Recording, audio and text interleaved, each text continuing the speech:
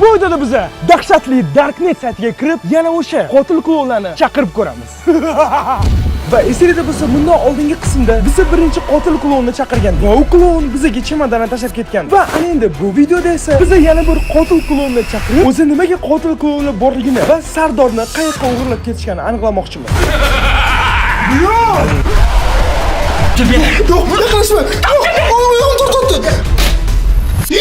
Darknet 3-qism. Klonlar haqiqati.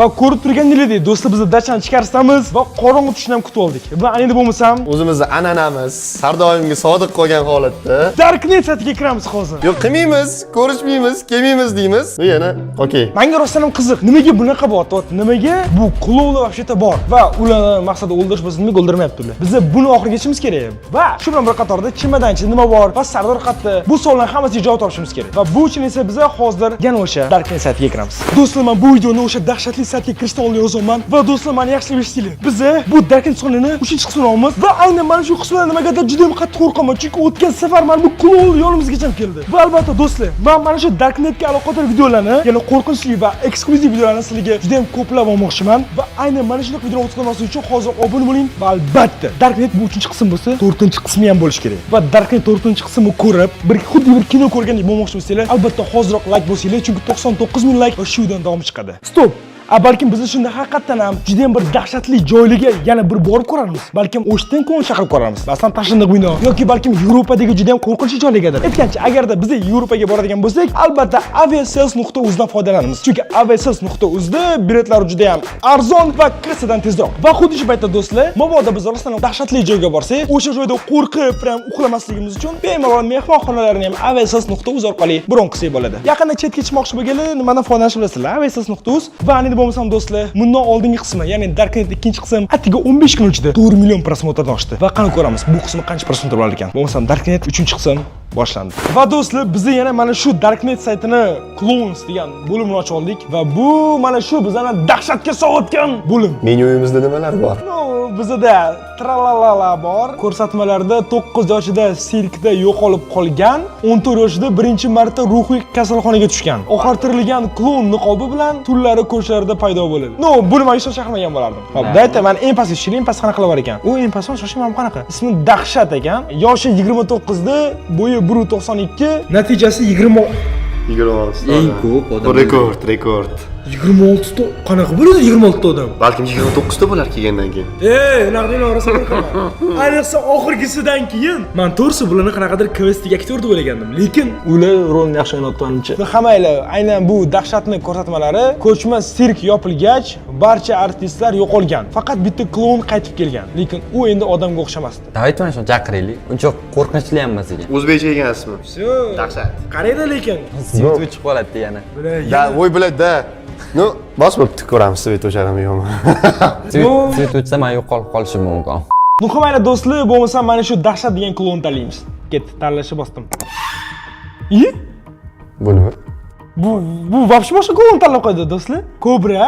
Boygi joyda bormidi bu? Bilmayman, bu bosib oldingmi menimcha? Yo'q, men bosganim yo'q. Sayt bunaqa xato qilish kerak emas. Ya'ni bu narsa biz zapisdan qolamiz, odamlar ham ko'ryapti. Bitta boshqatdan chiqib kirsa bo'ladimi? Da, bo'lsa kerak.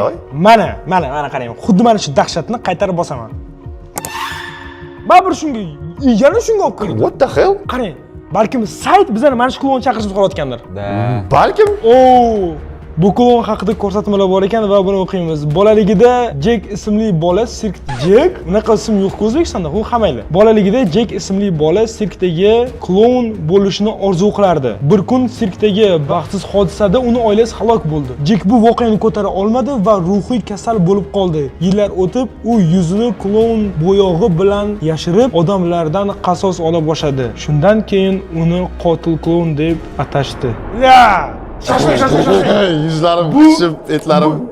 Buni isos bilan o'zlari topgan. Ismi Kobra. Jek emas. Birinchidan bu yolg'on, menimcha ma'lumot. Ikkinchidan yoshi noma'lum. Ma'lumot yo'q. Bo'yi 1.74, natijasi 6 ta. Lekin rasmini qarang, birinchi marta buni qarang, yaqindan oling. Yaqindan qo'rqinchli ko'rinadi. Xo'p, biz baribir любой bitta klonni ham chaqirmoqchi edik. O'rniga baribir sayt shuni chaqirishni xohlayotgan ekan, chaqiramizmi yo'qmi? Davay go. Rozimisan? Mayli, davay. Qaranglar deyman, faqat meni nomerimni yozyapmiz. Ketdimi? Ketdi. Svet o'chadi hozir. Tayyorlanish Bular kerak. rostdan ham. Давай. Svetlar yoqib qo'yilib bolalar. U ichki bor chaqirishni bosdim. Men rostdan chaqirdim. Sayt ishlamayotgan bo'lsa. Da, mamcha shunaqa. Svet o'chmadi. No, stop. Demak, menimcha prosta o'xshamadi. Va videosi joyida tugadi. Yo, stop. Menimcha bu yerda qanaqadir kutilmagan nimadir bor. Balkim, da. Har balo kutish mumkin. Bilib bo'lmaydi. No, hammaylar bo'lmasam sal kutamiz. No, agar klon kelmasa nima qilamiz? Dachadamiz, dam olamiz. Dom olamiz. Let's go. Do'stlar, mana bu narsaga e'tibor berishlik kerak. Aynan mana shu video uchun men mana shu kamerani sotib oldim va shu kamerani sotib olib shuncha xarajat qilganim uchun ham albatta like bosinglar do'stlar, chunki bu kamera tunda ham suratga oladi.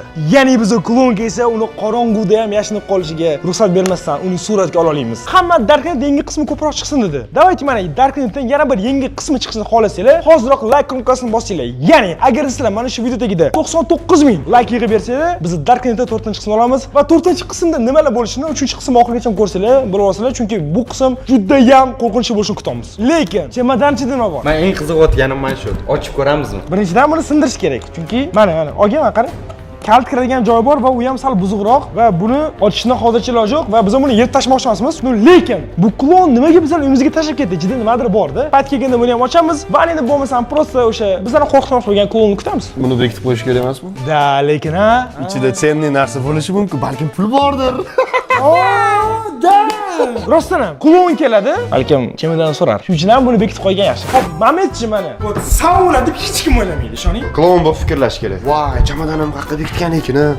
Spaniyaga bekitgan-da. O, xayolimga kelmadi lekin.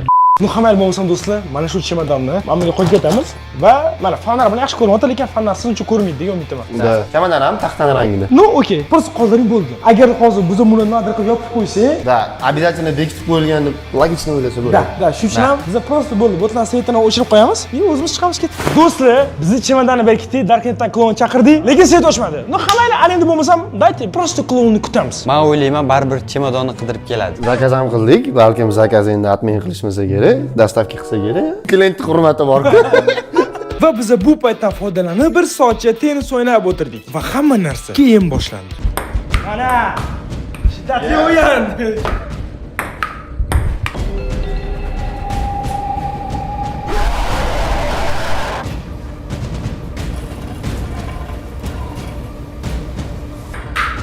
Omon aka, Nima? tashqarida bitta masxara o'z yuribdi.